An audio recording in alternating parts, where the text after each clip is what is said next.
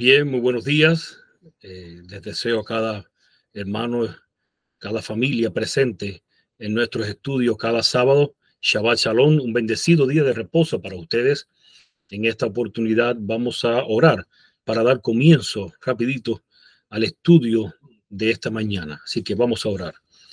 Padre que estás en los cielos, te damos gracias por tu bondad y misericordia, porque tú eres nuestro Dios.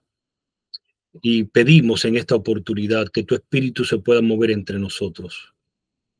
Todas las personas que están conectadas ahora y las que se conectarán en el futuro lo harán con un solo propósito, con el único propósito de escuchar tu voz. Por lo tanto, Padre, ahora te pedimos que el ser humano que está frente a ti sea quitado, porque solamente queremos escuchar tu voz. Háblanos. Que nuestra mente, nuestro corazón, nuestro espíritu estén conectados con tu mente y con tu espíritu.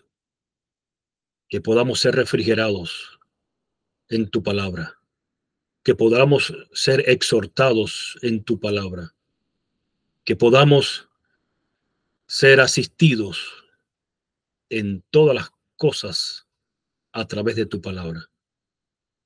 Háblanos en esta oportunidad y permite que nuestra mente no divague en ningún otro asunto que no sea en el asunto que has traído hoy para con nosotros. Te lo pedimos y lo agradecemos en el nombre de Jesús. Amén. Amén. Y bien, hermanos, estamos contentos de estar nuevamente en esta oportunidad con ustedes. Venimos estudiando la vida de algunos profetas bíblicos y en esta oportunidad Dios ha traído o va a traer a coalición la historia o la vida del profeta Samuel. Y es importante que estudiemos a Samuel. Si de hecho vamos a dividir este estudio en dos partes. Estará este sábado saliendo este estudio, como ustedes lo están viendo, y el próximo sábado será el segundo, porque de la historia de Samuel tenemos mucho que aprender. Solamente estoy limitando a Samuel junto con la vida de Elí, y luego estudiaremos a Samuel en conjunto con la vida del rey Saúl.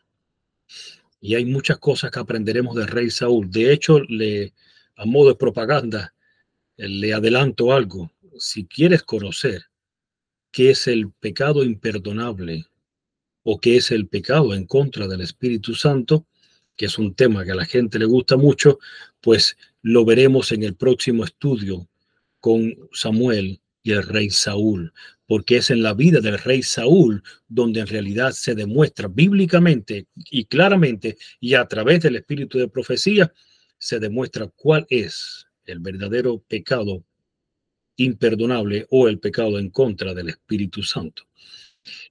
Hay tanto que aprender con el profeta Samuel, porque en esta oportunidad, fíjese, en esta primera parte de la vida de Samuel, vamos a ver características del liderazgo del pueblo de Dios en ese tiempo. Y nosotros vamos a encontrar que hay similitud de las mismas características que posee el liderazgo de hoy en día, de hoy en día, en nuestro tiempo. Las características y los tipos de crisis que existía en su tiempo. Y vamos a ver que hay mucha similitud en nuestros días. Las diferentes actitudes de la gente frente a la crisis. Igual como la gente reaccionaron frente a la crisis, es lo que está sucediendo hoy en día. Hay mucha similitud. La forma en la que Dios actuó en aquel tiempo. Y vamos a ver que hay la misma similitud en cuanto a cómo Dios está actuando en nuestro tiempo, hoy, en nuestros días. Y por último, también sabremos el por qué se fracasa en la crianza de nuestros hijos. Hay un detalle allí, sí, hay un detalle en la historia que no puedo pasar por alto, aunque nuestro tema ahora mismo no tiene nada que ver con el hogar. Pero hay cosas que debemos tomar en cuenta en esta oportunidad. ¿Qué significa el nombre de Samuel? Es lo primero que deberíamos nosotros chequear. ¿Qué significa el nombre de Samuel? Significa demandado de Dios.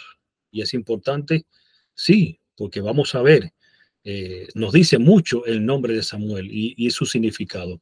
¿Quién fue Samuel?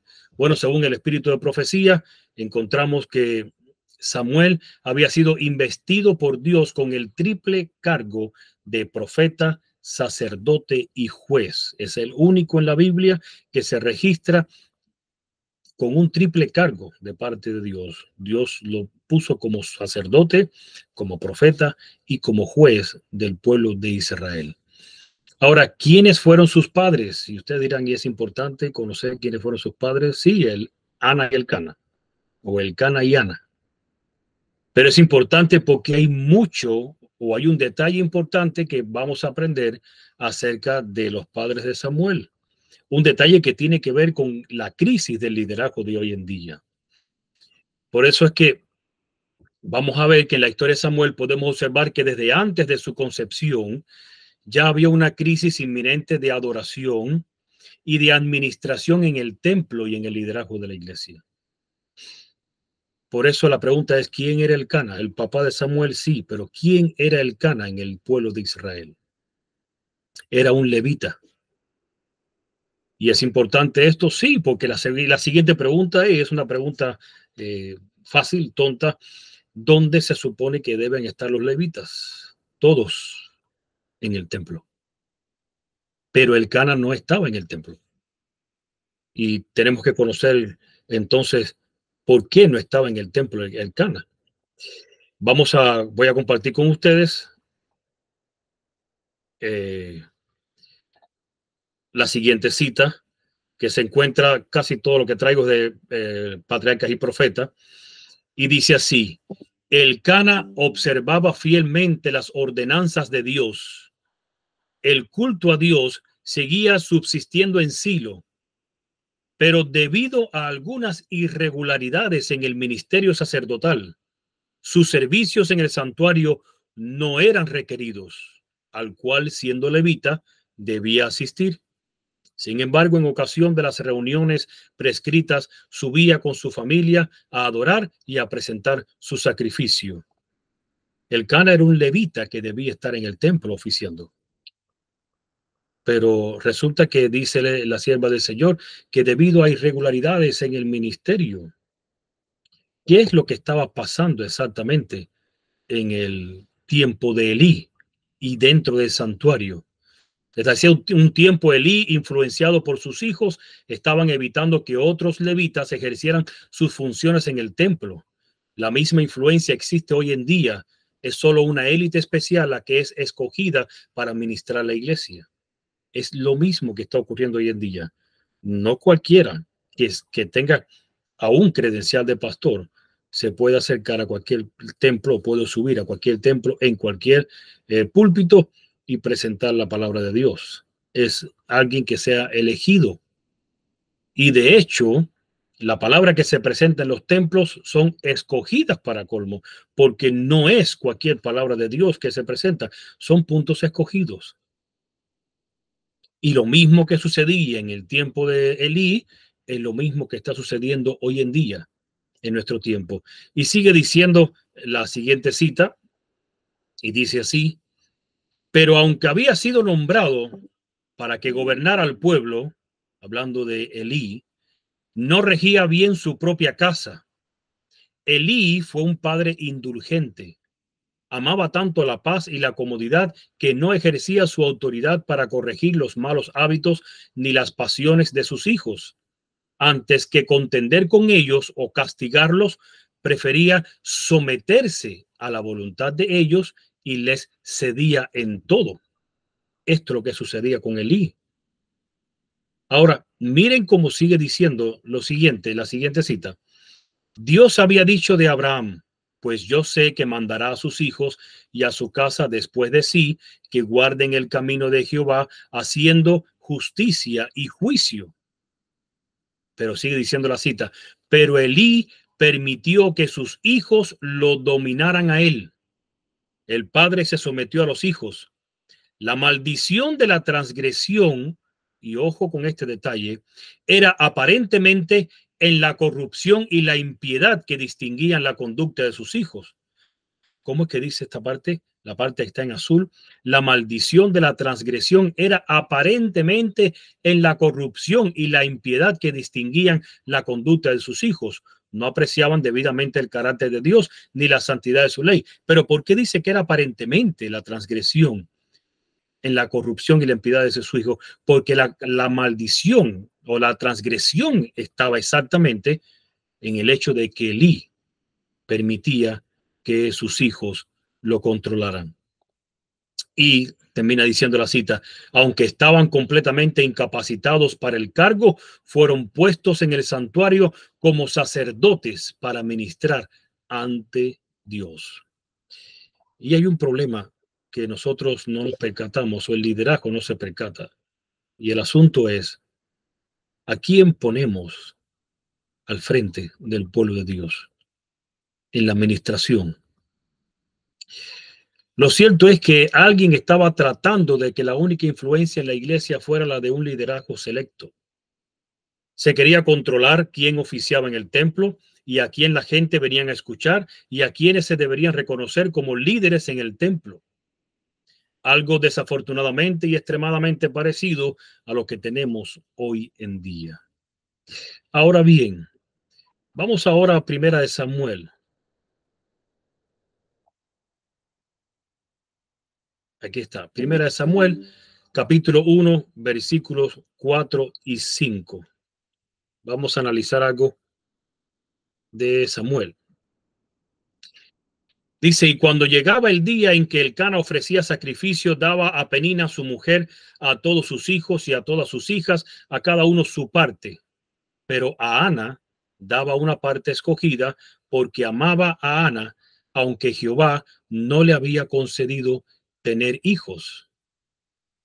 Así que no solo con relación al asunto del Cana, no solo llega, Samuel no solo llega cuando hay una crisis en la iglesia, también llega cuando hay una crisis en el hogar de la casa de Samuel.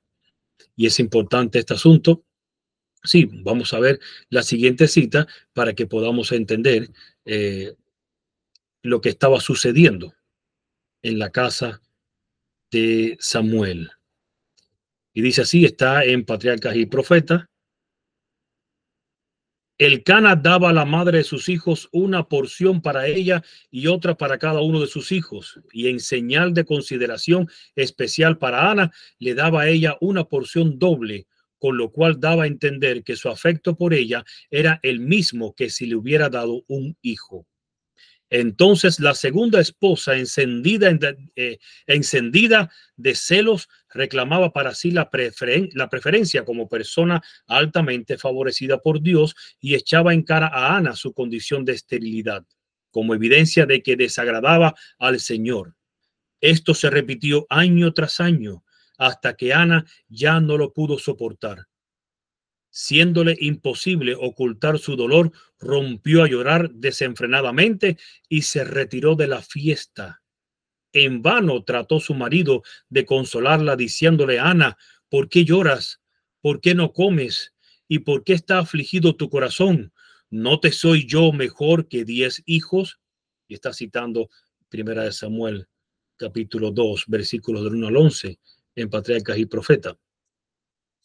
Ahora veamos la reacción de Ana en medio de esta crisis.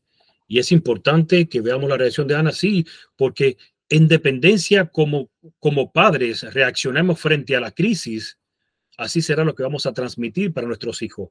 Ahora, dice aquí, sigue diciendo la cita: Ana no emitió reproche alguno.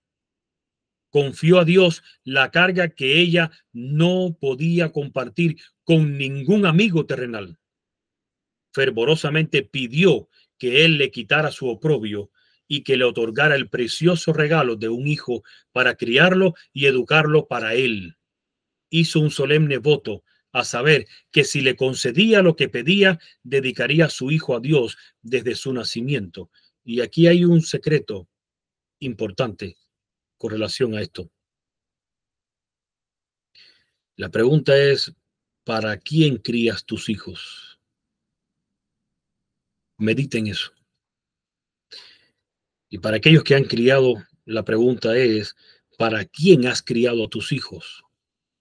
Porque puede ser que encuentres la respuesta de lo que tienes en tu casa hoy en día.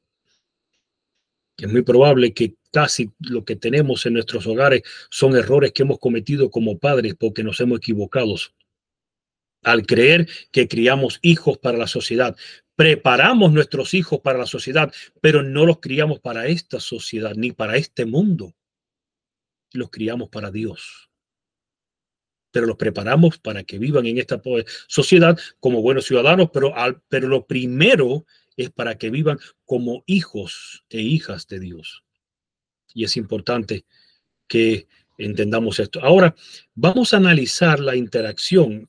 Me llamó mucho la atención la interacción de Ana con el profeta, perdón, con el sacerdote Elí. Ahí está en 1 Samuel, capítulo 1, versículos del 9 al 16, dice: y se levantó Ana después que hubo comido y bebido en Silo. Y mientras el sacerdote Elí estaba sentado en una silla junto a un pilar del templo de Jehová, ella con amargura de alma oró a Jehová y lloró abundantemente. E hizo voto diciendo: Jehová de los ejércitos, si te dignares mirar a la aflicción de tu sierva y te acordares de mí y no te olvidares de tu sierva, sino que dieres a tu sierva un hijo varón, yo lo dedicaré a Jehová todos los días de su vida y no pasará navaja sobre su cabeza. Versículo 12.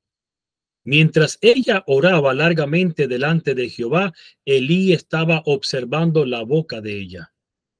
Pero Ana hablaba en su corazón y solamente se movían sus labios y su voz no se oía. Y Elí la tuvo por ebria. Entonces le dijo Elí: ¿hasta cuándo estarás ebria? Digiere tu vino. Y Ana le respondió diciendo: no, señor mío, yo soy una mujer atribulada de espíritu. No he bebido vino ni sidra, sino que he derramado mi alma delante de Jehová.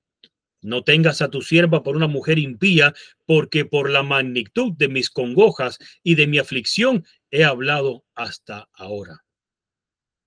Y me llamó mucho la atención en la forma que Elí reaccionó. ¿Cuál era el problema con Elí? Confundió a una mujer con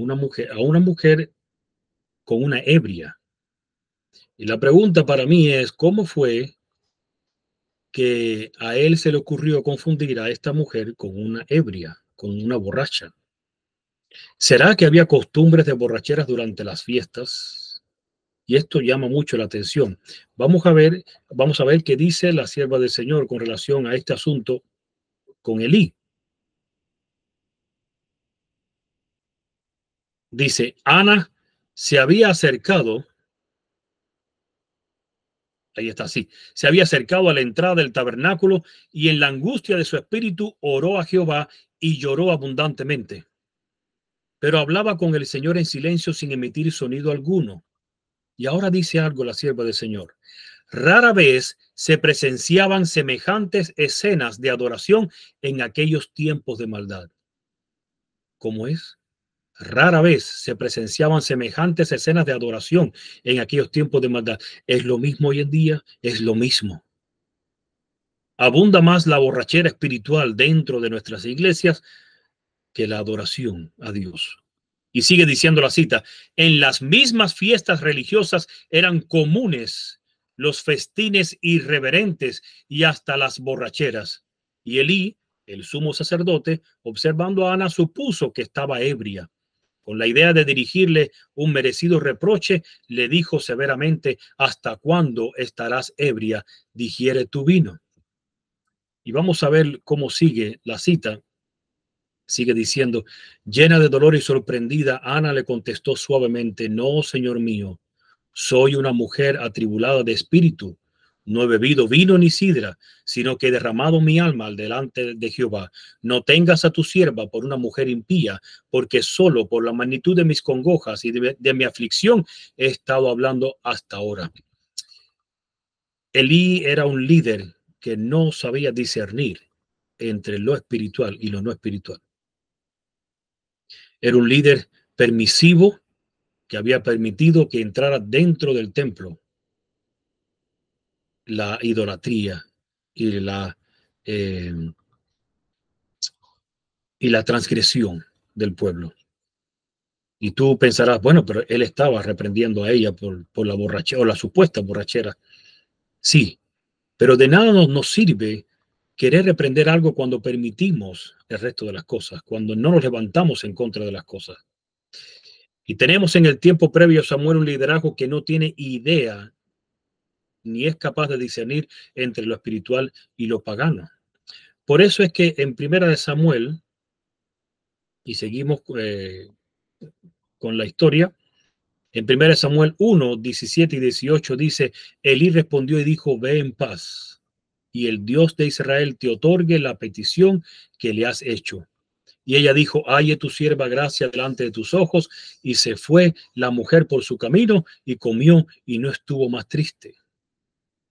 Y bueno, después del cumplimiento del tiempo, Ana trajo a su hijo al templo. Vamos ahora al 1 Samuel 1, del 24 al 28, dice, después que lo hubo destetado, lo llevó consigo con 3 becerros, un efa de harina y una vasija de vino, y lo trajo a la casa de Jehová en Silo, y el niño era pequeño. Y matando el becerro, trajeron el niño a Elí. Y ella dijo, oh Señor mío, vive tu alma, Señor mío, yo soy aquella mujer que estuvo aquí junto a ti orando a Jehová.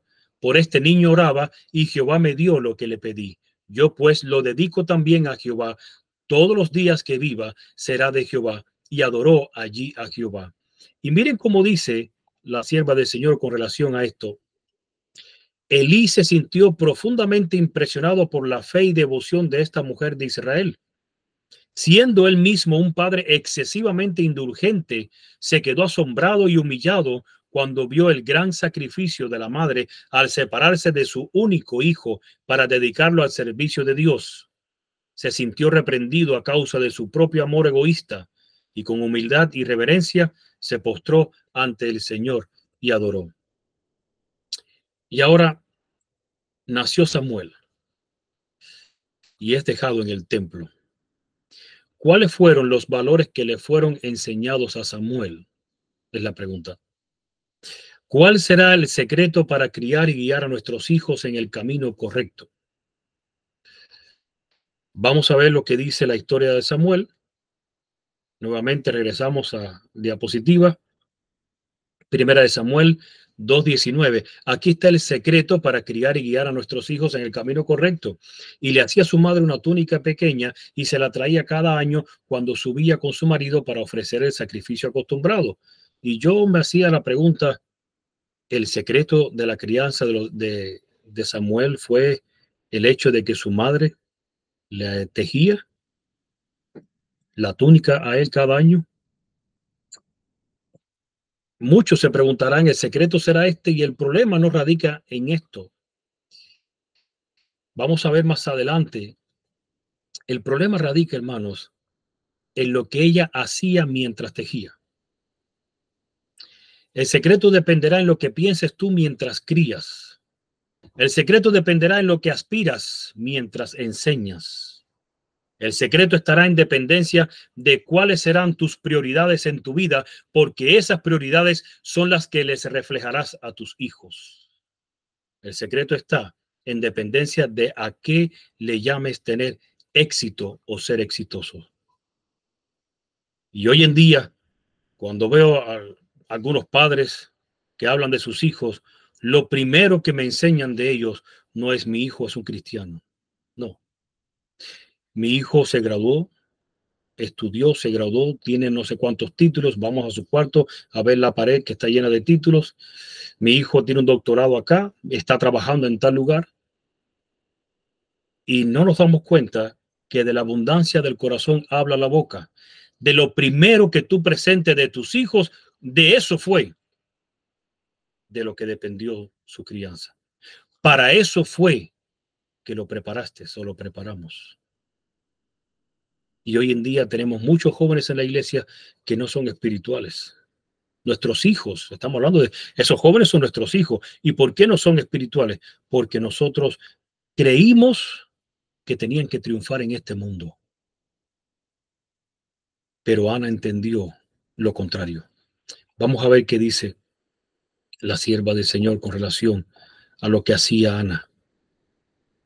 Y es algo tremendo. Todos los años le hacía con sus propias manos un manto para su servicio. Y cuando subía a Silo a adorar con su marido, entregaba al niño ese recordatorio de su amor. Mientras la madre tejía cada una de las fibras de la pequeña prenda, rogaba a Dios que su hijo, uno, sea puro, noble y leal. Mientras tejía, esa era su oración. Por lo tanto, cuando Ana se acercaba al templo, ¿de qué iba a hablar sobre él? ¿De qué le iba a enseñar? Sobre eso, aprende, hijo, tienes que ser puro, noble y leal. ¿A quién? A Dios, no a los hombres. Pero sigue diciendo la cita, no pedía para él grandeza terrenal, sino que solicitaba fervorosamente que pudiera alcanzar la grandeza que el cielo aprecia, que honrara a Dios y beneficiara a sus conciudadanos. ¿Y estás entendiendo lo que estás leyendo? Entonces, cuando criamos a nuestros hijos, ¿cuál es la grandeza? Parece ser que para algunos no hay mucha grandeza cuando decimos mi hijo es un hijo cristiano. ¿Y qué más? Cristiano. Para algunos eso parece que es algo de debilidad. La gente se avergüenza. Vamos a seguir leyendo la siguiente cita para ir entendiendo cómo la sierva del Señor nos sigue diciendo, el humilde conjunto de deberes que las mujeres han llegado a considerar como una tarea tediosa debe ser mirado como una obra noble y grandiosa. Fíjense bien. Sigue diciendo, pero solo cuando ella procura seguir en su propia vida el camino de las enseñanzas de Cristo, puede la madre tener la esperanza de formar el carácter de sus niños de acuerdo con el modelo divino. El mundo rebosa de influencias corruptoras. Las modas y las costumbres ejercen sobre los jóvenes una influencia poderosa. Si la madre no cumple su deber de instruir, guiar y refrenar a sus hijos, estos aceptarán naturalmente lo malo y se apartarán de lo bueno. Acudan todas las madres a menudo a su Salvador con la oración. ¿Cuál será? ¿Cuál debe ser la oración? Miren cuál es. ¿Qué orden se tendrá con el niño y qué ha de hacerse? Cumpla ella las instrucciones que Dios dio en su palabra y se le dará sabiduría a medida que la necesite. Y este ha sido el fracaso de muchos padres hoy en día, o pudiera ser el fracaso de nosotros como padres hoy en día, cuando no entendemos que primero tenemos que vivir el cristianismo para luego transferírselo a ellos. Si ellos no ven que Dios es una realidad en mi vida, que Dios es lo primero en mi vida, obviamente para ellos Dios no será una realidad en su vida, ni mucho menos será lo primero en su vida. Pero el fracaso está en nosotros, no es en Dios. Y si yo te dijera que muchas veces nuestros hijos toman el camino equivocado por culpa que nosotros, por nuestra influencia, los empujamos a eso, creo que sería lo más triste que nos puede pasar. Y si te digo que dice la sierva del Señor, y en otro tema sobre el hogar vamos a hablar sobre esto, que muchas veces como padre de nuestros hijos les somos a Dios estorbo para lo que Dios quiere lograr en ellos, eso es algo duro.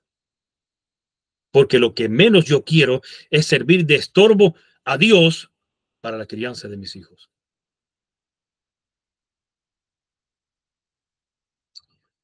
En cierta ocasión, en una iglesia donde estábamos nosotros en la Florida, recién llegados, yo era anciano de esa iglesia y mi esposa era directora de escuela sabática.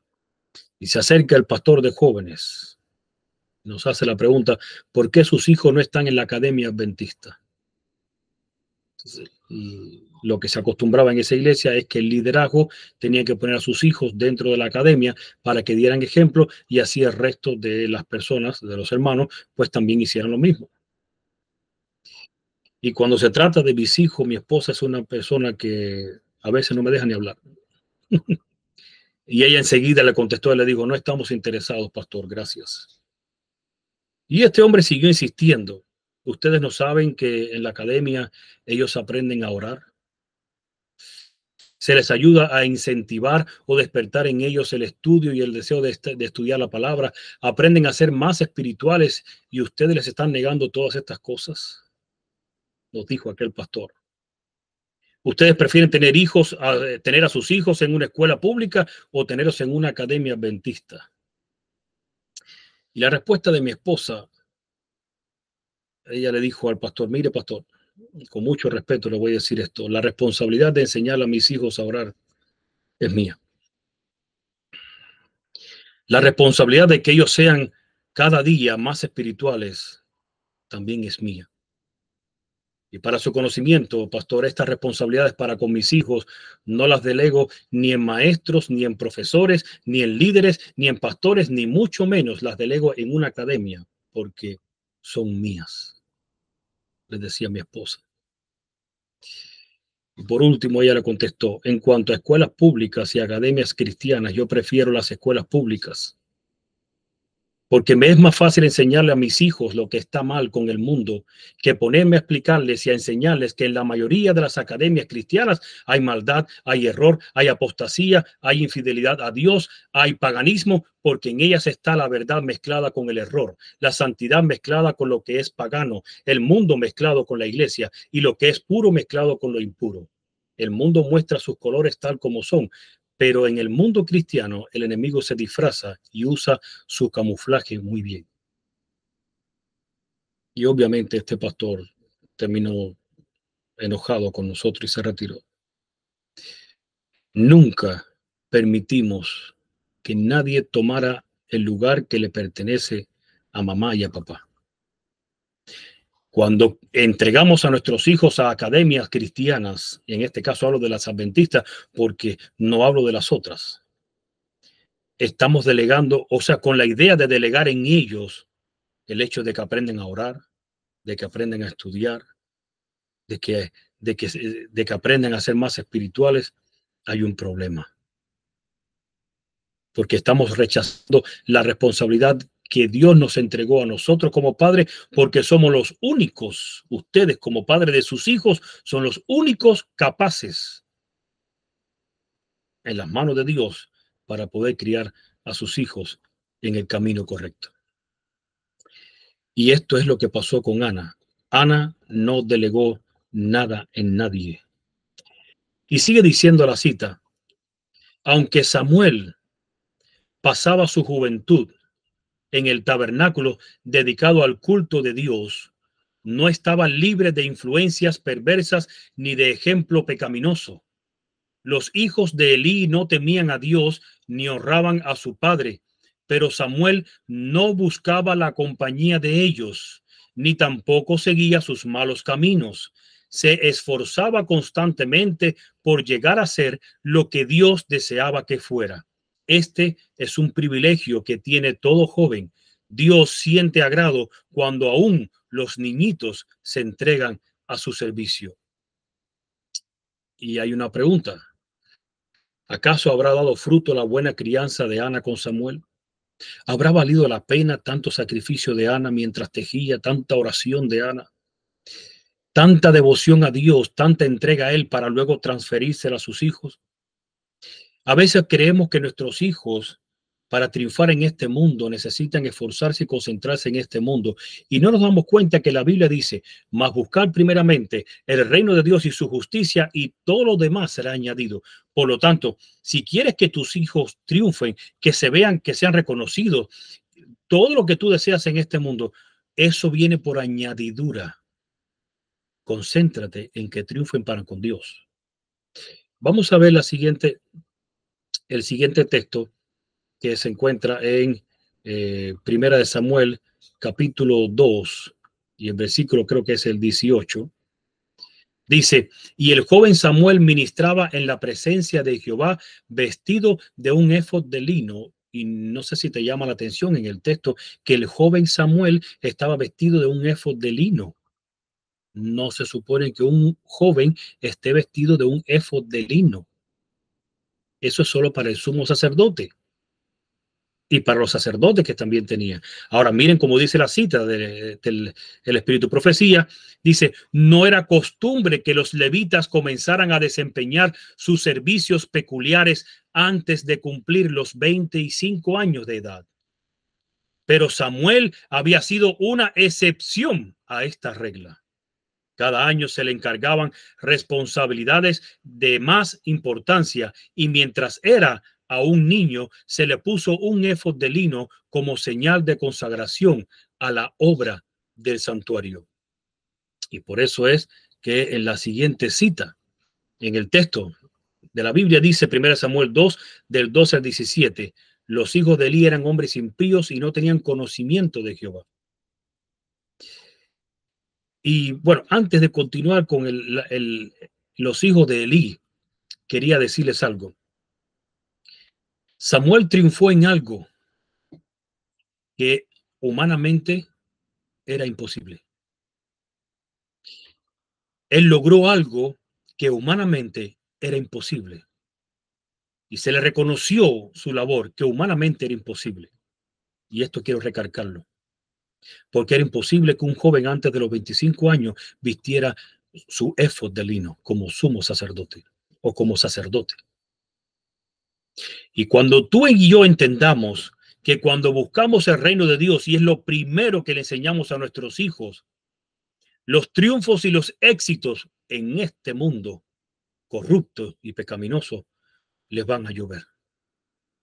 Pero primero, no importan los títulos académicos. Lo que importa es que amen a Dios por sobre todas las cosas.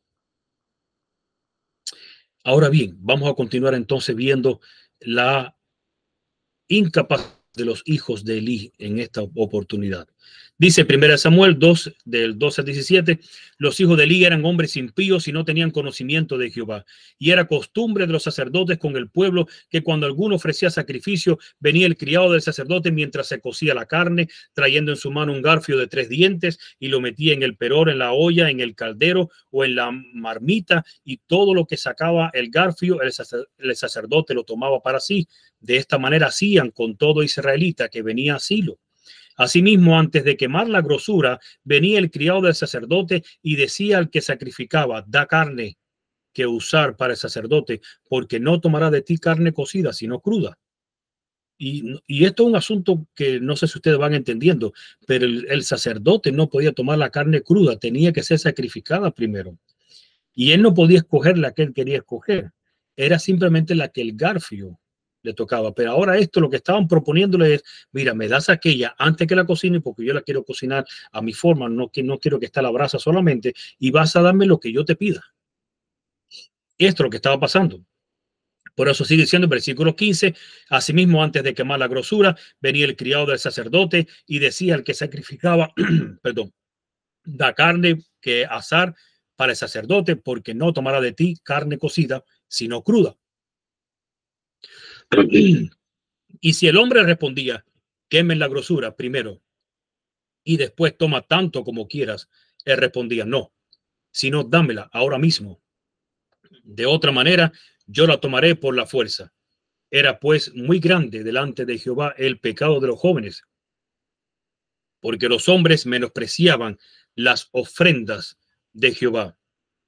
Esto era lo que hacían los hijos de Elí. Hacían este sacrilegio, no sé ni qué palabra, esta abominación en el templo. Y por eso la gente dejó de ir al templo cuando empezaron a ver esto.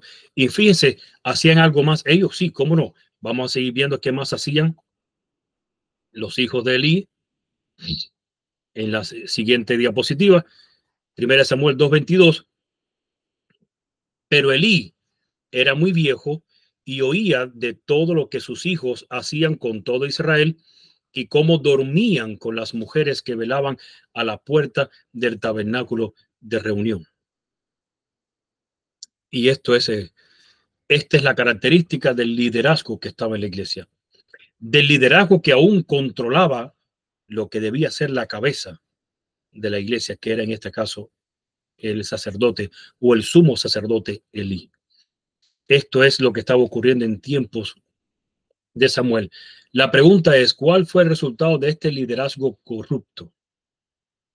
Es la pregunta que nos hacemos. Bueno, vayamos a la siguiente diapositiva.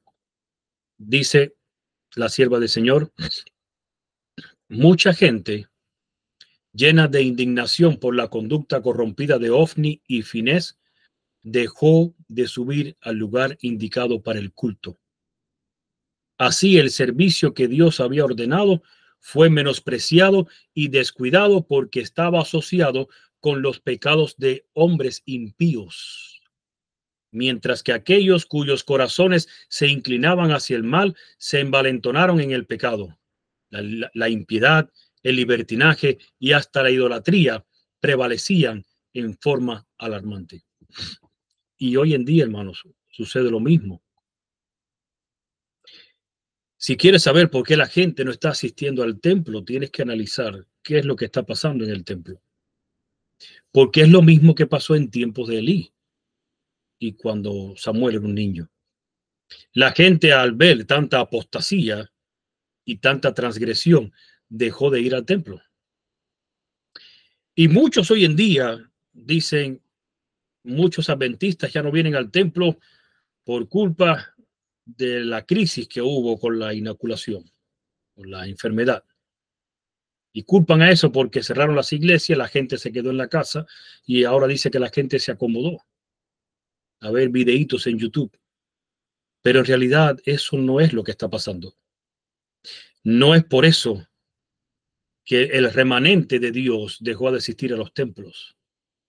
Otros culpan a los ministerios independientes. Ellos están haciendo competencia. Ellos están tratando de robar a la gente, a la membresía, para robarlos para ellos. Pero ellos saben que esa no es la razón. El remanente que busca palabra de Dios, si no la encuentra en el templo, se saldrá de allí. Porque es un lugar que está corrompido y no es posible, no era posible en el tiempo de Elí ir a adorar en el templo con lo que se hacía en el templo, y hoy en día no es posible ir a adorar en los templos adventistas. La verdad es que la gente ha dejado de asistir a la iglesia por el mismo motivo del pasado. Y fíjense, Dios envía a un profeta a reprender a Elí y le hace saber lo que acontecerá en su casa o con su casa. Cuando la apostasía prolifera, da como resultado que Dios no te habla más o no habla más a través de ti como líder. Vamos a ver qué dice la siguiente cita del Espíritu de Profecía.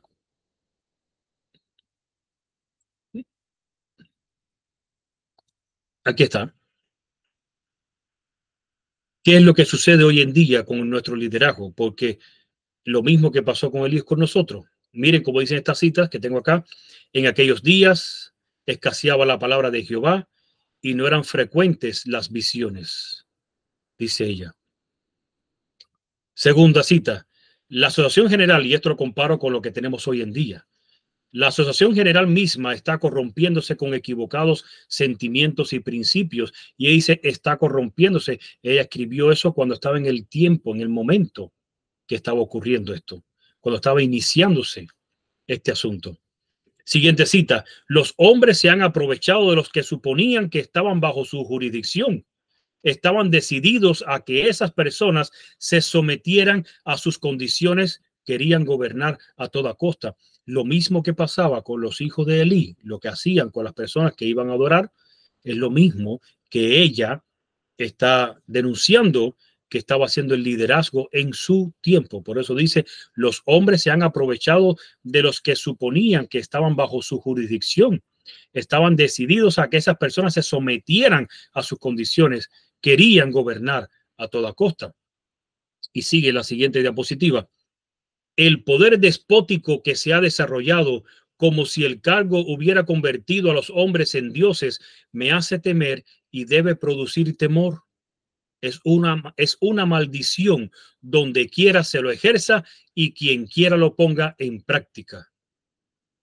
Siguiente cita. Que estos hombres deben permanecer en un lugar sagrado para ser como la voz de Dios para el pueblo, como una vez creímos que sería la conferencia general. Eso es pasado. Y esta cita es pasada. Esta cita fue en su tiempo, no se escribió ahora, por supuesto. Y si en su tiempo es pasado, ¿qué quedará para nuestro tiempo después que conocemos toda la historia que conocemos? Siguiente cita. En cuanto a la voz de la conferencia general, No hay voz de Dios a través de ese cuerpo que sea confiable. Y yo te pongo esta cita para que tú vayas entendiendo, hermano, qué es lo que está sucediendo. Ahora vas entendiendo por qué Dios te sacó de donde te sacó, o permitió que te sacaran de donde te sacaran, o permitió que te expulsaran. Todo en este mundo tiene un propósito. Por eso dice, a los que a Dios aman, todas las cosas le ayudan a bien. Si entiendes esto, te darás cuenta que Dios está guiando nuestras vidas. Y ahora el Señor se empieza a manifestar a través de otro instrumento en el tiempo de Elí. ¿Quién será ese instrumento? Ya ustedes se imaginarán. Vamos a ver el siguiente texto. Primera de Samuel, capítulo 3, versículos del 1 al 4, dice, el joven Samuel ministraba a Jehová en presencia de Elí, y la palabra de Jehová escaseaba en aquellos días.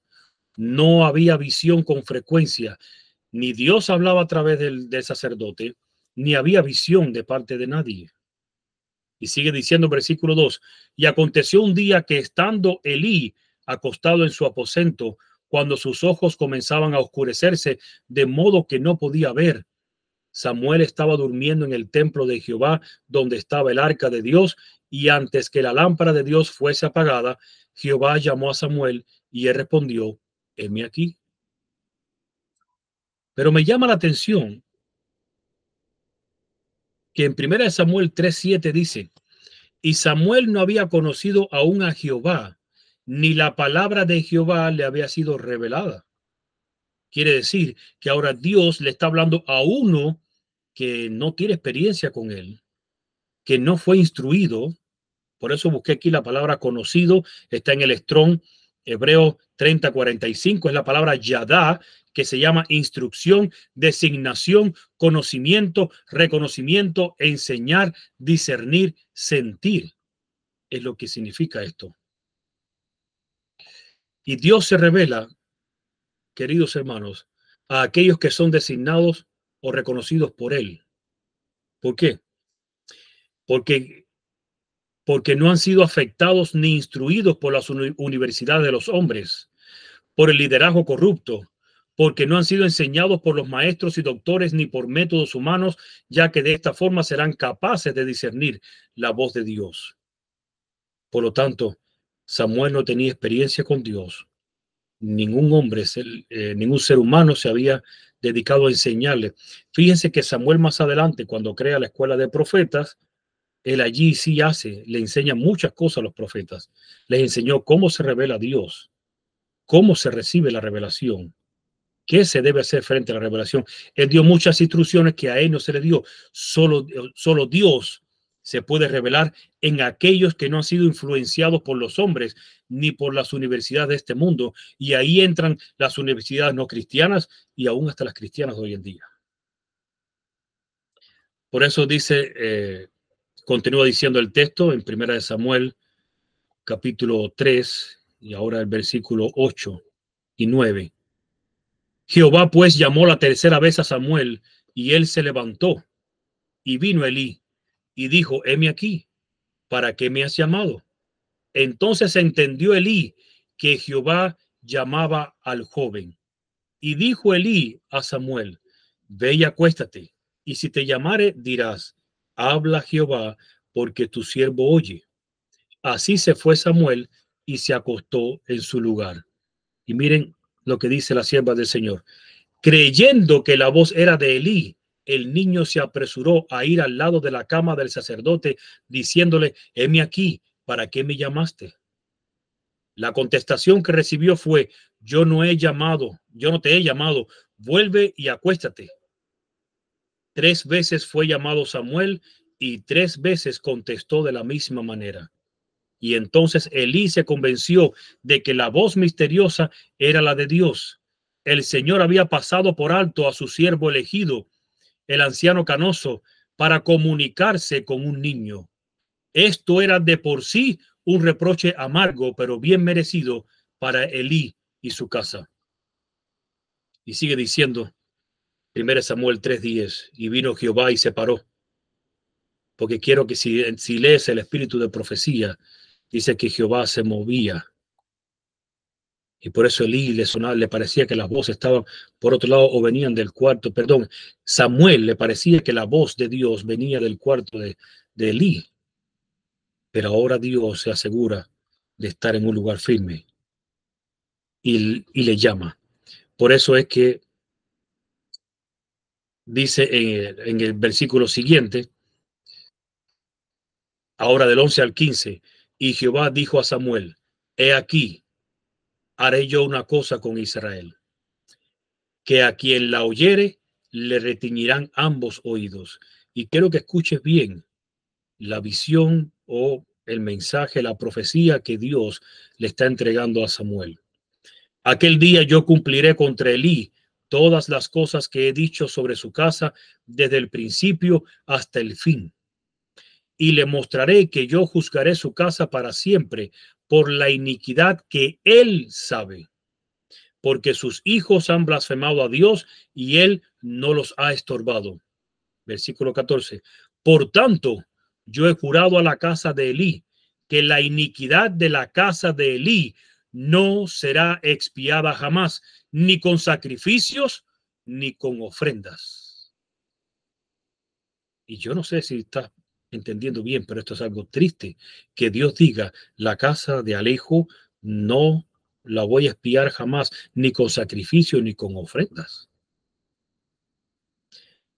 Dice el último versículo 15, y Samuel estuvo acostado hasta la mañana y abrió las puertas de la casa de Jehová, y Samuel temía descubrir la visión a Elí.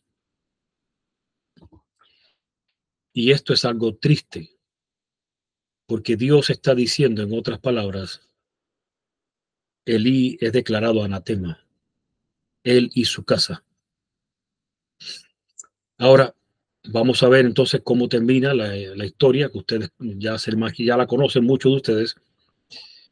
Primera Samuel, ahora capítulo 3, versículos 16 y 17. Llamando pues Elí a Samuel, le dijo, hijo mío Samuel, y él respondió, heme aquí. Y Elí dijo, ¿qué es la palabra que te habló? Y Samuel se imaginó, Elí se imaginó que Samuel podía ocultarle algo. Dios hacía tiempo no hablaba a través de nadie. Y resulta que ahora está llamando a Samuel, no lo está llamando por gusto. Y él sabía esto porque estaba consciente de lo que estaba ocurriendo en su casa. Y por eso le dice, ¿qué es la palabra que te habló? Te ruego que no me la encubras, así te haga Dios y aún te añada, si me encubrieres palabra de todo lo que habló contigo. Y en 1 Samuel 3:18 sigue diciendo, y Samuel se lo manifestó todo, sin encubrirle nada. Entonces él dijo, él es Jehová, que haga lo que mejor le parezca. No sé si a ti te llama la atención la respuesta que dio Elí. A Elí se le manifestó algo terrible para él, porque es una sentencia para él y para su familia. Y es una sentencia no de muerte terrenal solamente, es una sentencia de vida eterna. Y su respuesta simplemente fue, él es Jehová, haga lo que bien le parezca, que haga lo que bien le parezca. Aparentemente pudiéramos decir, bueno, él está reconociendo la soberanía de Dios en este asunto. Pero quizás Elí se pudo haber arrepentido antes de morir, a pesar de que Dios dio la sentencia que dio. Por eso es que vamos a ver la siguiente cita, a ver qué nos dice el espíritu de profecía con relación a Elí y cómo termina sus días Elí. Sin embargo, dice ella, Elí no llevó los frutos del arrepentimiento verdadero. Confesó su culpa. Oh, pero hubo confesión, sí. Pero, hay un pero ahí. No renunció al pecado. Año tras año el Señor había postergado los castigos con lo que lo amenazaba. Mucho pudo haberse hecho en aquellos años para redimir los fracasos del pasado. Pero el anciano sacerdote no tomó medidas eficaces para corregir los males que estaban contaminando el santuario de Jehová y llevando a la ruina a miles en Israel. Por el hecho de que Dios tuviera paciencia, Ofni y Finés endurecieron su corazón y permanecieron en la transgresión. Y si eres de los que se pregunta por qué Dios tiene tanta paciencia con ciertas personas que no debería tenerlas, la última parte de este texto, de esta cita, es la respuesta. Por el hecho de que Dios tuviera paciencia, Ofni y Finés endurecieron su corazón y permanecieron en la transgresión. Y tú dirás, ¿qué tiene que ver esto? Cuando Dios tiene paciencia es para que se demuestre a plenitud la apostasía de una persona, la rebeldía de una persona, la transgresión de una persona. Es por eso que a veces Dios demuestra paciencia aparentemente con quien nosotros creemos que no debe demostrar.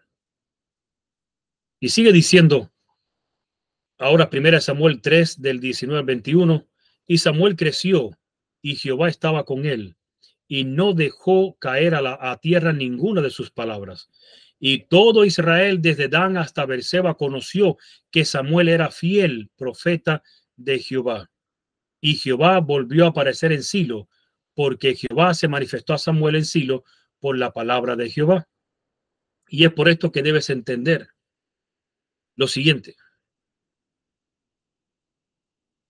que si lo que estás hablando es palabra de Dios, si lo que estás diciendo es lo correcto, lo que estás presentando es de Dios, al mismo tiempo quiero que sepas que Dios se encargará de hacerlo saber al pueblo. Nosotros no debemos esforzarnos por querer demostrar que esto es palabra de Dios, que Dios nos está hablando a través de lo que estamos presentando. No es así. Dios es quien se encarga. Fíjense que fue Dios quien se encargó de que el pueblo supiera que Samuel era ahora su profeta. Nadie declaró a Samuel profeta. Nadie declaró, este es el que le sigue. Fue Dios quien lo hizo. Lo mismo sucede contigo y conmigo. Lo que estás presentando, si es verdad bíblica, ¿quién se va a encargar de revelar a los demás de que es verdad bíblica? Nadie, solo Dios. No hay nada que tú y yo podamos hacer, pero Dios sí lo hace. Y vamos a ver cómo sigue la historia. Ahora en 1 Samuel, capítulo 4, versículos del 1 al 4, dice, y Samuel habló a todo Israel. Por aquel tiempo salió Israel a encontrar en batalla a los filisteos y acampó junto a Ebenezer, y los filisteos acamparon en Afec. Y es importante e interesante el final de la historia de Elí. Vamos a analizar la actitud de los filisteos. Versículo 2. Y los filisteos presentaron la batalla a Israel, y trabándose el combate, Israel fue vencido delante de los filisteos, los cuales hirieron en la batalla en el campo como a 4,000 hombres. Cuando volvió el pueblo al campamento, los ancianos de Israel dijeron, ¿por qué nos ha herido hoy Jehová delante de los filisteos?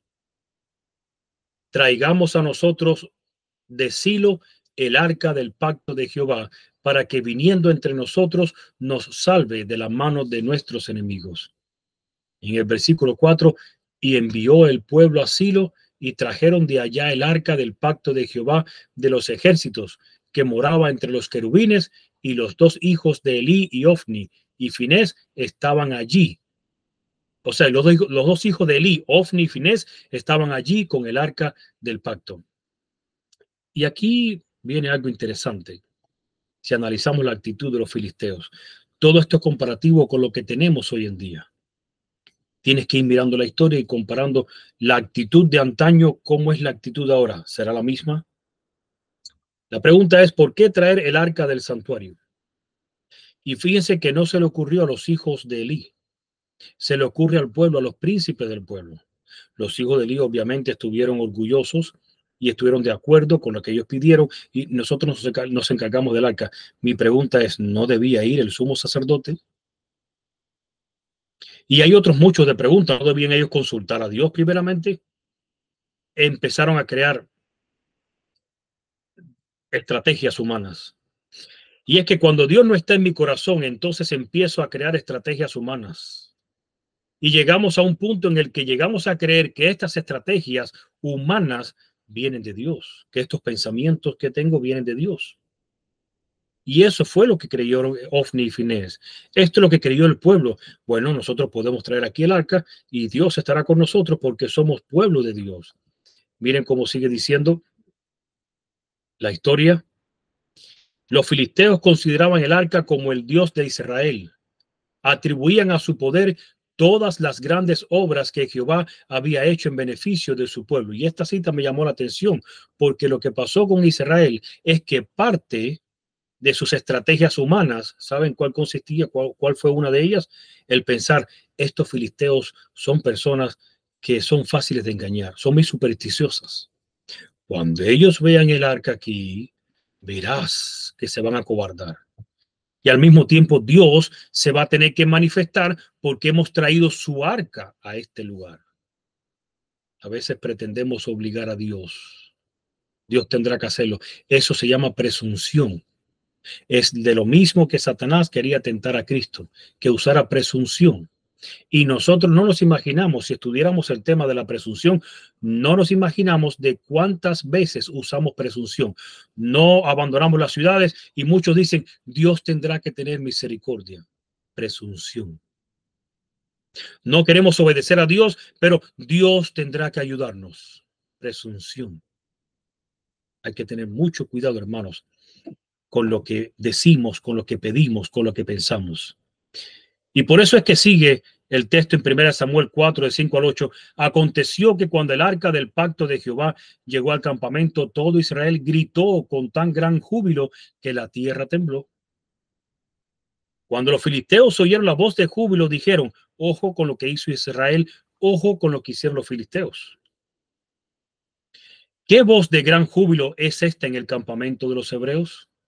Y supieron que el arca de Jehová había sido traída al campamento. Y los filisteos tuvieron miedo porque decían, ha venido Dios al campamento. Ojo con lo que los filisteos están pensando. Y dijeron, ay de nosotros, pues antes de ahora no fue así. Y ahora sigue diciendo ellos, ay de nosotros, ¿quién nos librará de la mano de estos dioses poderosos? Estos son los dioses que hirieron a Egipto con toda plaga en el desierto.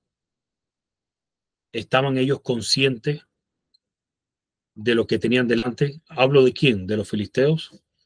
Vamos a analizar un poco la reacción de los filisteos y de Israel. Los filisteos demostraron más valor a los hijos de Israel. Para ellos, el arca simbolizaba juicio. La presencia del arca era juicio para ellos. Frente a ellos, lo mismo debió de suceder con Israel. Para Israel, el arca debió simbolizar juicio. Si el pueblo hubiera sido un pueblo no apóstata, un pueblo que estaba conectado con Dios, se darían cuenta que traer el arca era tiempo de juicio. Pero ellos creyeron lo contrario. Para los filisteos, ellos mostraron que la reverencia frente al arca era importante. Israel mostró algarabía. Por eso hicieron silencio. En ningún momento trataron de contrarrestar la algarabía de Israel haciendo sus gritos y sus cosas de batalla. Hicieron silencio.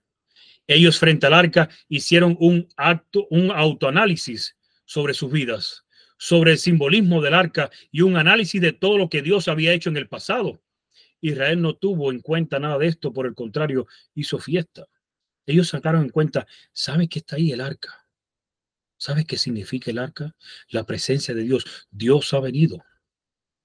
¿Y de qué Dios estamos hablando? Del único Dios verdadero, de ese que sacó a un pueblo que era esclavo de Egipto y que acabó con Egipto. Con todos los dioses de Egipto. Egipto era la nación que superaba al resto de las naciones en cuanto a dioses. Y para ellos los dioses de Egipto eran superiores al resto. Y ellos, la presencia del arca los llevó a meditar.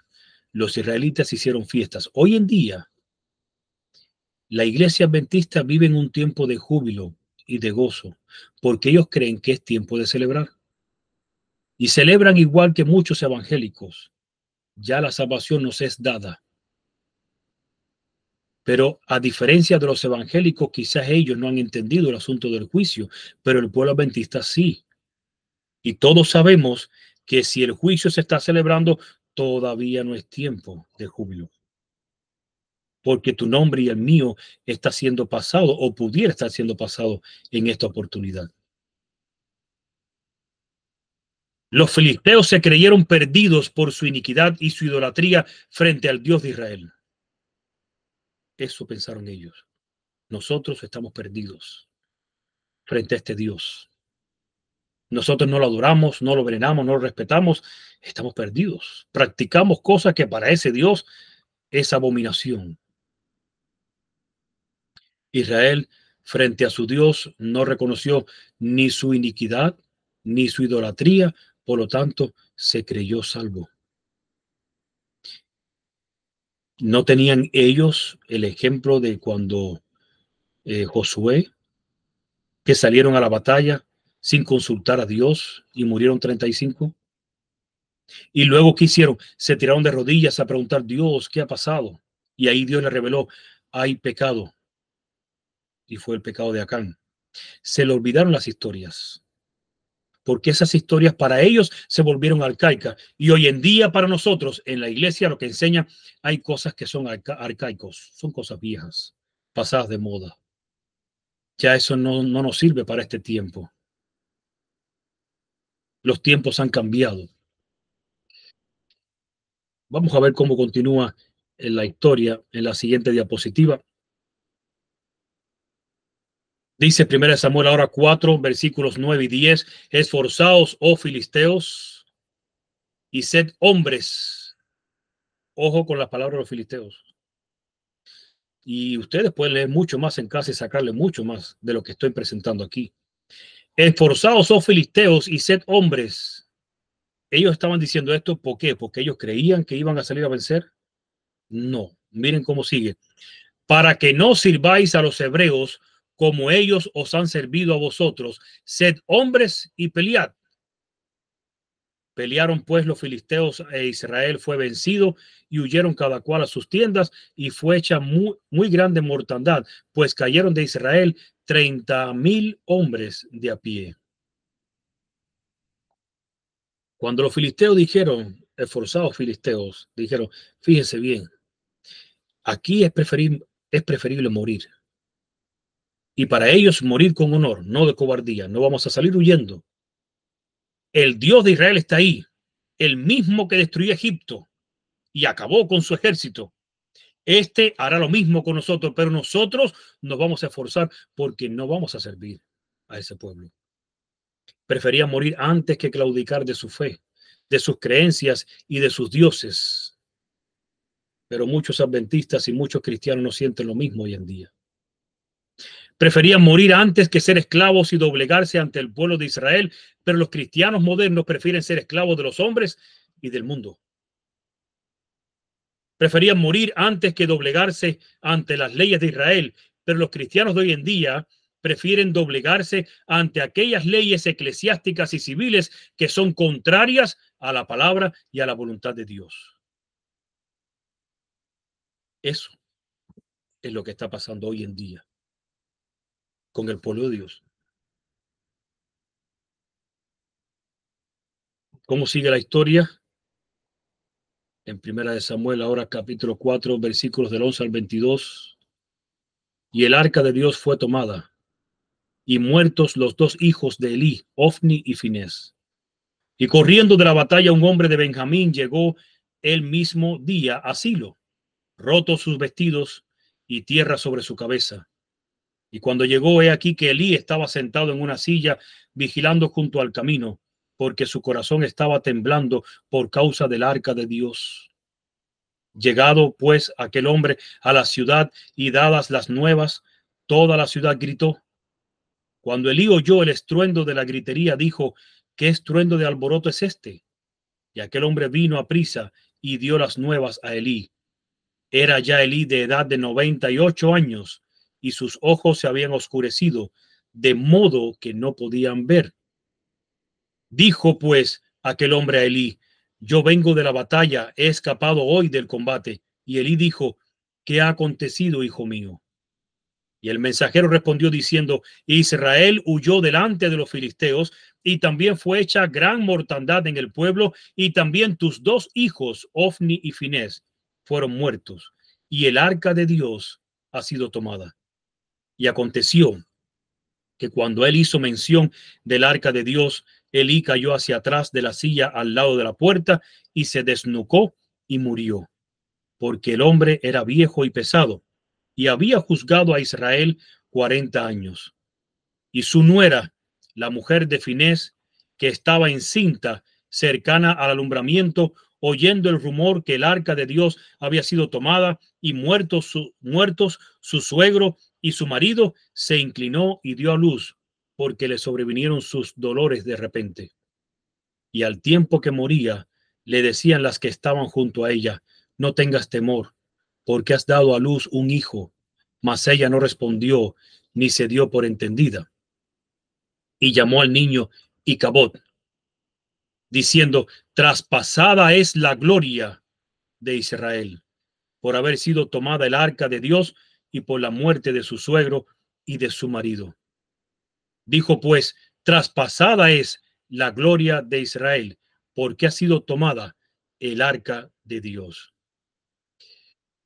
Y buscando aquí el nombre de Icabod, que significa traspasada es la gloria de Israel, exactamente qué significa el nombre Icabod. Viene del Strong hebreo, ustedes no lo tienen en pantalla, 1540, es la palabra galá. Y me llama la atención, si ustedes lo buscan en Google, pueden encontrarlo igual que yo. Me llama la atención lo siguiente: es la palabra galá, significa desnudar en sentido deshonroso, exponer, partir, pasar, salir, trasladar, traspasar, trasponer. Hay dos cosas allí. Primero, desnudar. ¿Quién fue el primero o la primera pareja en quedar desnudos? Adán y Eva. ¿De qué quedaron desnudos?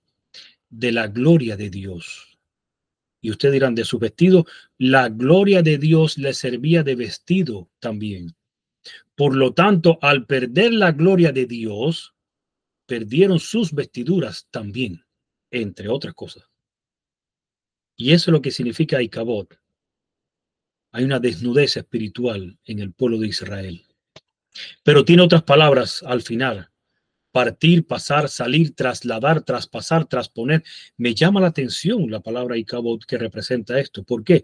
Si ustedes estudian Ezequiel capítulos del 10 al 13, estos capítulos es la misma visión que viene desde el capítulo 8 y 9. En los capítulos del 10 al 13 van a saber que el Espíritu de Dios se retira de Israel, de Jerusalén, del templo, porque ha sido traspasada la gloria de Dios.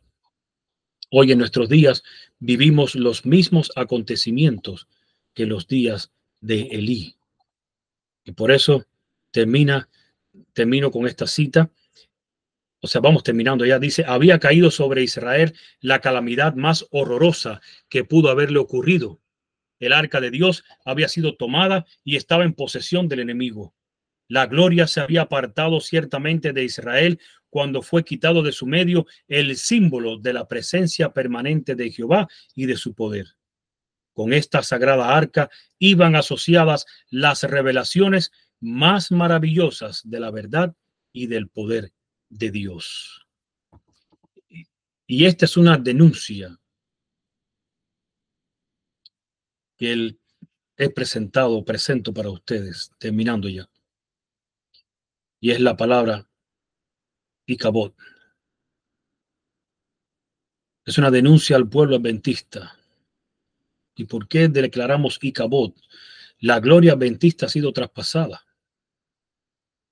Icabod, porque la gloria de la iglesia adventista del séptimo día ha sido absorbida y suplantada por una iglesia corporativa. Porque esto fue lo que pasó con la verdadera iglesia que Dios fundó en el tiempo de Elena de White y los pioneros. Y por eso declaramos Icabod, porque nuestras creencias fundamentales han sido cambiadas por esa iglesia corporativa. Y después que la iglesia corporativa asumió el poder y el control de la iglesia que Dios había fundado. Declaramos Icabod porque los fundamentos de nuestra fe han sido trastornados y eliminados. Declaramos Icabod porque su liderazgo ha arrastrado a los feligreses hacia la depravación y hacia la apostasía del mundo. Declaramos Icabod porque han sido sus feligreses seducidos a reflejar la imagen de un falso mundo religioso católico y ecuménico. Denunciamos Icabod porque ya no está el Espíritu de Dios ni en los templos ni en las instituciones adventistas. Denunciamos Icabod porque la iglesia adventista del séptimo día es una iglesia cerrada a la verdad presente. Denunciamos Icabod porque somos una iglesia que se ha conformado con su estado laodicense y por lo tanto Cristo no está en ella. Y por último, denunciamos Icabod porque esta es una iglesia que ha pactado con el mundo y sus poderes políticos y religiosos. Querido hermano, cuando decimos que vivimos tiempos difíciles, no es por las crisis que hay externas, y son crisis difíciles. Es por la crisis que estamos viviendo nosotros hoy en día como cristianos. En este caso hablo a los adventistas del séptimo día. Es al pueblo que comúnmente me refiero. Pero específicamente no a todo el pueblo adventista, me refiero al remanente que Dios está separando de la escoria de este mundo. Vivimos tiempos difíciles porque tenemos que aprender a estar del lado de Dios y de su palabra, aunque se desplomen los cielos. Hacer de Dios nuestro todo, nuestra iglesia, nuestra fe, nuestra salvaguardia, todo de Él. Hacer de Dios lo primero y lo único en nuestras vidas. Son tiempos difíciles porque tenemos que prepararnos, pero tenemos que hacerlos a solas. Pero gracias a Dios que no son a solas nosotros, sino a solas con Dios. Pero nos hemos adaptado a estar con un pueblo pagano, un pueblo idólatra, a seguir a un liderazgo que ha apostatado y que está llevando al pueblo a la apostasía. Y estamos llamando hoy en día a ese remanente a que se prepare para los tiempos que se avecinan. Vienen tiempos difíciles, tiempos en los cuales tenemos que aprender a creer por nuestra propia creencia, por nuestra propia voluntad. Deberíamos estar pidiéndole a Dios, ayúdanos a que tu espíritu confirme nuestra fe, nuestra mente y mi corazón, que sea confirmada esa fe. Para que cuando seamos tentados a dudar de la palabra de Dios, no dudemos. Para que la soledad que ahora estamos experimentando no permita que nuestro espíritu decaiga y que la cobardía se apodere de nosotros. Deberíamos estar orando para que Dios nos dé más luz cada día. Él la está dando, está dispuesto a darla, pero no a todos, solo a aquellos que quieren buscarla. Querido hermano, que Dios te bendiga, que Dios nos ayude a serle fiel. Seguimos el próximo sábado estudiando sobre la vida de Samuel y ahora vamos a entrar en la etapa de Samuel con el rey Saúl. Y vamos a seguir descubriendo similitudes de las crisis de liderazgo en su tiempo y son las mismas similitudes de la crisis de liderazgo en nuestro tiempo. Vamos a analizar los pecados de Saúl, los errores de Saúl, errores de Samuel también. Vamos a analizar muchas cosas maravillosas. Dios tiene grandes cosas. Su palabra es una fuente sin fondo. Vamos a orar. Padre que estás en los cielos, te damos gracias, porque como dice tu palabra, no solo de pan vivirá el hombre, sino de toda palabra que sale de la boca de Jehová. Y nosotros creemos esto. Tu palabra es vida. No nos cansamos de repetirla. En ella hay vida eterna. Ayúdanos, Padre, para que la leamos cada día, para que confiemos en ella. para que entendamos tus designios en este tiempo y para que estemos dispuestos a guardarlos. Bendice a cada persona individualmente que está escuchando, pero también bendice a su núcleo familiar, a sus hijos, a sus seres queridos. Ayúdanos para poder seguir hacia adelante y hacia arriba, para marchar en ese ejército que poco a poco tú estás atrayendo hacia ti, para que formen las filas del escuadrón de Dios y de Jehová. Gracias, Padre, por este estudio. Gracias por tu palabra. Gracias por tu espíritu, por la presencia de los ángeles en nosotros, por la vida de tu Hijo Jesucristo en nosotros. Gracias porque poseemos el Espíritu de Cristo en nuestra mente y en nuestro corazón. Gracias por la libertad que tenemos todavía de predicar tu palabra y de levantarla como una antorcha en alto para que alumbre al mundo entero. Gracias por la oportunidad de ser instrumento en tus manos, pues sabemos que los ángeles estarían a la labor, pero permite que en nosotros exista ese calor y ese deseo triunfante de ser instrumento en tus manos y de llevar esta verdad a donde quiera que vayamos. Que podamos mantenernos de tu lado, firmes como una roca, en la roca de tu Hijo Jesucristo. Gracias, Padre, por el reposo de este día. Acompáñanos y que sigamos ante tu presencia. Lo pedimos todo, lo agradecemos en el nombre de Jesús. Amén. Hermanos, muy buenas, muchas bendiciones para ustedes. Que pasen un feliz día de reposo, el resto de las horas que quedan, en conexión con nuestro Dios y con su palabra. Shabbat Shalom. Maranata.